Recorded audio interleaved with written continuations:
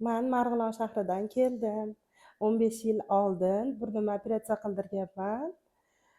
Undan keyin ham yana jicha-jicha nafas olishga qiynalib yurdim. Suvay oldiruvdim, go'sht oldiruvdim.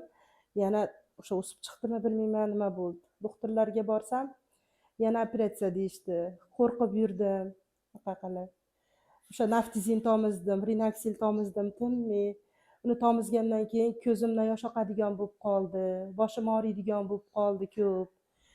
Keyin Instagramda bu doktorni ko'rib kuzatdim man. 6 oy kuzatib, ishlarini, hamma yo'qni kuzatib, keyin qaror qildimki, keldim. Kelib ko'rsatib, doktorga nima qilsam, narkoz bilan qilamiz, og'riqsiz dedilar. Allohga shukr, dekabr oyida operatsiya qildirdim. Hozirda judayam yaxshiman. Haqiqiy kislorod medikal ekan. Mazza qilib nafas olyapman, Xudoga shukr. Doktorga ming marta rahmat, sog' bo'lsinlar.